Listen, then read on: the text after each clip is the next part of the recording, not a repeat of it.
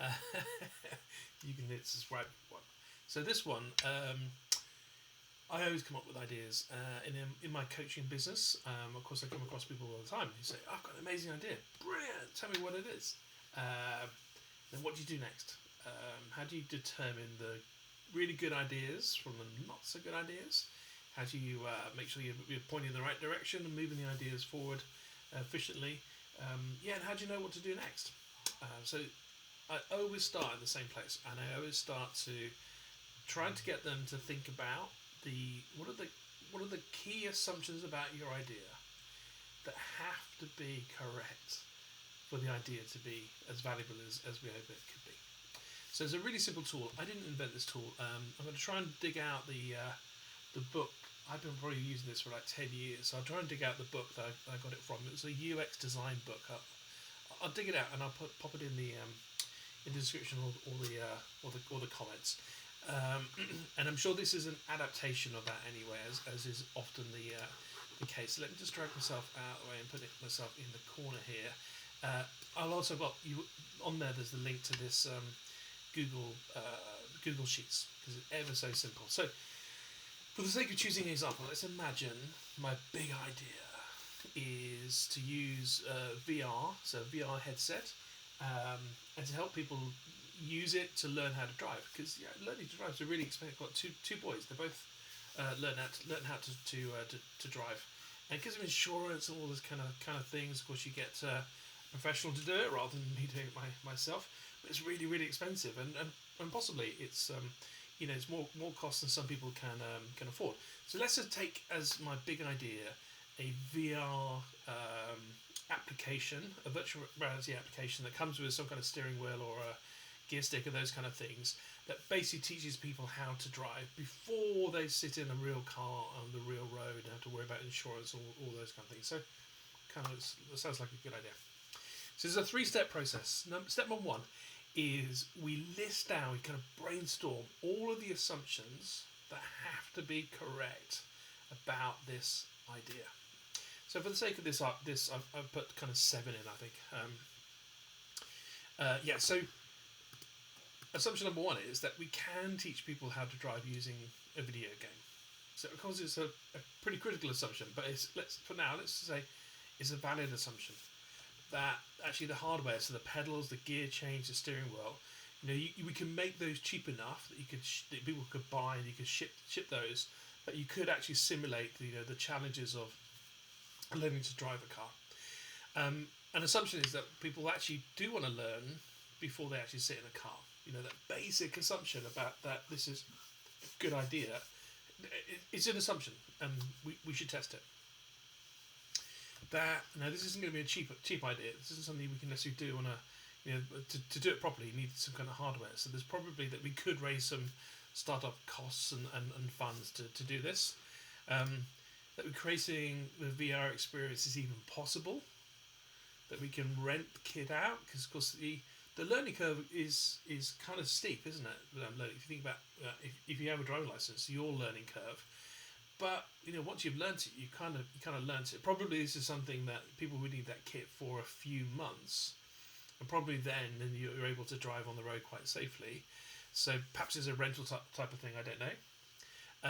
Actually, the VR actually works. That you can actually do it as well. Step number 2. And you would keep on going. You would try and exhaust that, and not take anything for granted. Put down every single assumption, even if you think they're the most straightforward ones. Essentially, step number 2 is where we think, okay, let's try and push those assumptions into one of 4 different types. So the first way we're going to categorize the assumption is based on how known is it. So that's from a low to high. So can we create software that does this? Well, that's a highly known one, because of course pilots tend not to learn in an airplane anymore. We're basically talking about a home simulator, aren't we? So that would be a very a very high on the low high known scale, where raising money for it might actually be in a low on the low-high scale of how known it is. The second one is when you say, okay, if I'm wrong about the assumption, how high risk is it to the idea? Again, from low to high.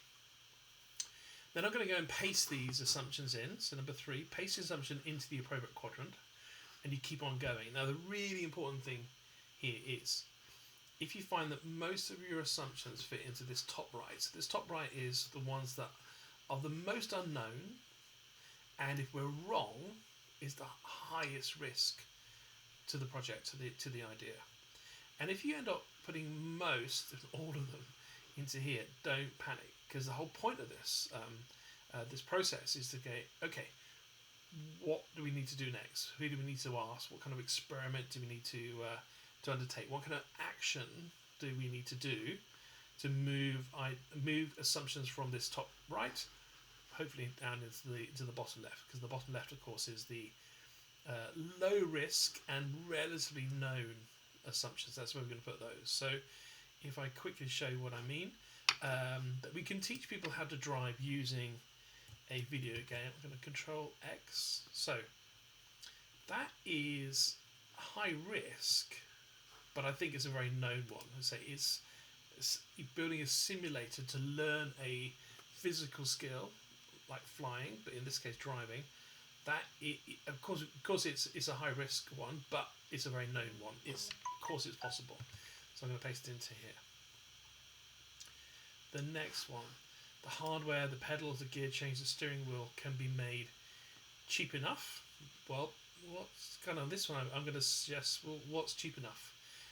If it's costing us thousands to learn how to drive, and renting this costs less than $200, then is that cheap enough?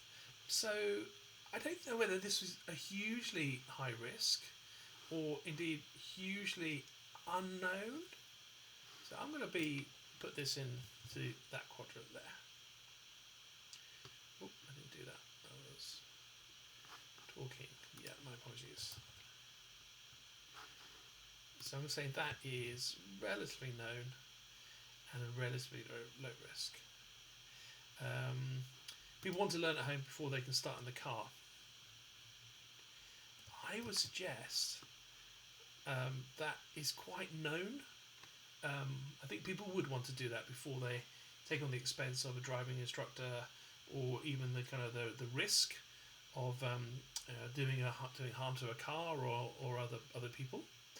I say learning on simulators is quite normal. So I'm going to say that's quite known. So it's on this side, and actually I think it's kind of as low risk as we could judge.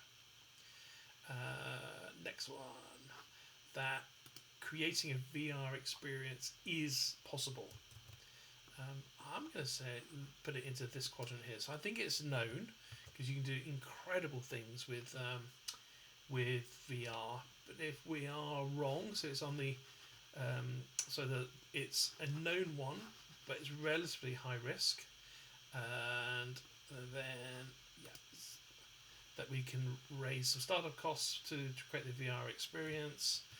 Now this is definitely high risk, but going and looking for venture capital and angels, or even a Kickstarter campaign. I think that's a known quantity. We have more than a fighting chance of doing that. And the last one, actually, I'm not going to do any anymore. You get the idea. We're taking as many assumptions as we can, and we're distributing it into the different quadrants of this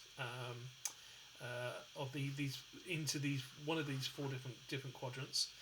We can then, so from the how known we are, known to unknown of the statement, and if we're wrong about that assumption, how high risk it is or low risk, we can then, in step 3, is simply saying, okay, we can then turn those assumptions into questions to ask or actions to take, and we can then copy them into these different 4 quadrants. So hopefully this is useful.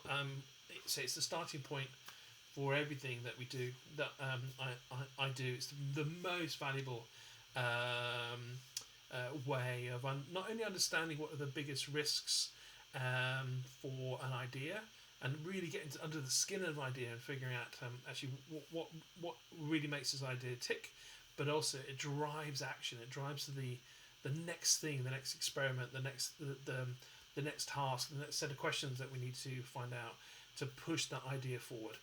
And there's always the challenge with ideas. You get this real buzz of excitement when you come up with an idea, but what do I do next? So hopefully this is useful.